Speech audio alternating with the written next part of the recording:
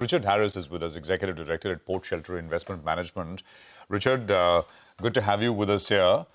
What's your sense? I mean, the question is, will he, won't he, with regards to Powell? And it does, maybe it's going to be short-lived or whatever, but it is impactful, meaningful of a market. As we saw, the 2-year fell about 9-10 basis points intraday on those reports. And of course, things recovered. But how is this likely to play out, and will... if these headlines keep coming through, at some point markets will, like they have with other things, stop really paying too much attention to it.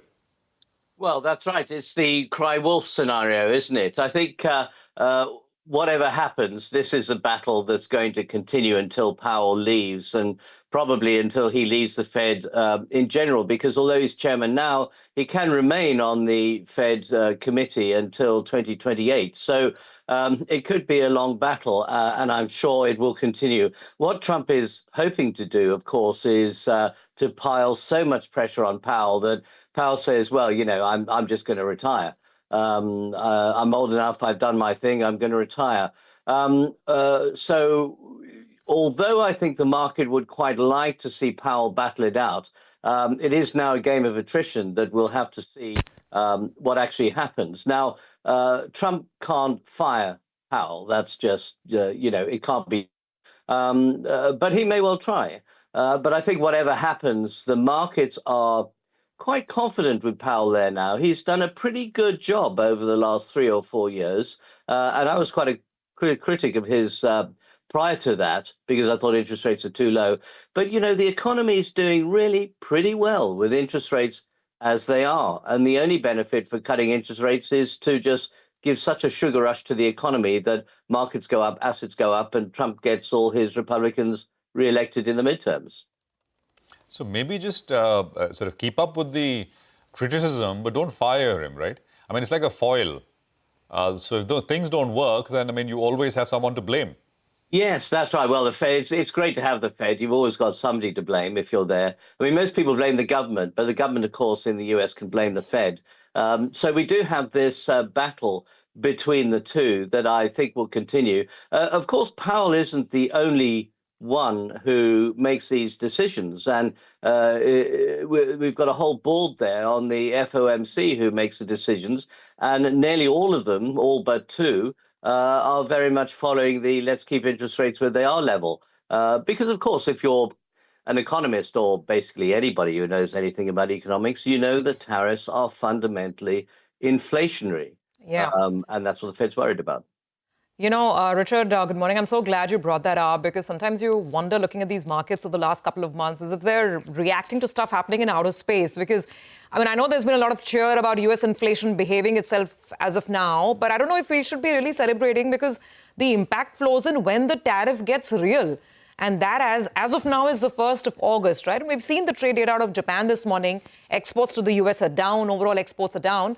So this is hard economics. It cannot be wished away in outer space, though that's how markets have been behaving. So, how are you approaching things as we look at the tariff letters and the ultimate rates becoming reality?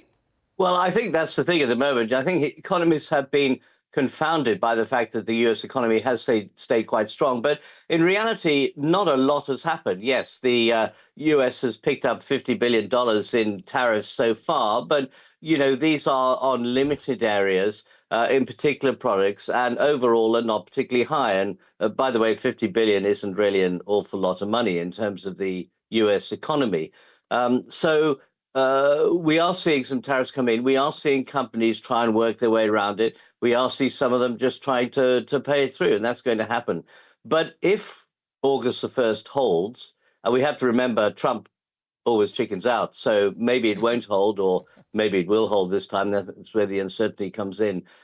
If it does hold, then I think it could be quite serious, because we will see a big increase in tariffs on a blanket basis. We will see companies really have to worry about that. We'll see all of this shock coming through at a time when markets are thin, not much trading, not much liquidity, when they could react quite seriously. So I think August the 1st is another day to look at. My guess is that he will funk it again. He will look to maybe push things further into the future, maybe add a few more tariffs. but it is another time for uncertainty. Yeah, absolutely. I'm just remembering the dates, right? It was the 2nd of April, then it was the 9th of July. That's the 1st of August. So we'll see. 2 weeks. 2 more weeks. 2 weeks. All right, Richard, what about global equities? How are you positioned out there? You got so much of news flow. You've got inflation data, which people are perceiving differently with regard to it heating up a little bit. Fed rate cuts should start sometime in September. That's what most on the street believe. And earnings season could be softish, even in the United States. But the street is still optimistic, going ahead. In this sort of a backdrop, what's your positioning between developed markets, emerging markets, and where does India come in there? Well, we've seen US markets at all-time highs in the last week. UK's at its all-time high. Hong Kong's at an interim high. Hong Kong's done really very well. You've got to think, where's the next move? Where's the next big piece of good news coming from? We've had a lot of small pieces of good news, like the deal with China, a couple of deals here and there, Trump tackling. All of these have been small pieces of good news that have enabled the market to keep on going. But personally, I'm raising a little bit of cash. I am cautious. I think that maybe there's 30 to 40% threat of Trump sticking to August the 1st and causing some real issues in thin markets. So I think that there is a real risk that we could see things come to a head. But my guess is that if we do start seeing issues of recession in the US, if we start seeing Trump losing popularity, if we start seeing a slowdown, then the Fed does have a lot of room to cut, and that will support markets as well. So it's not all bad news. But I think the bias is probably on the downside for markets. And indeed, the bias is probably on the downside for interest rates too.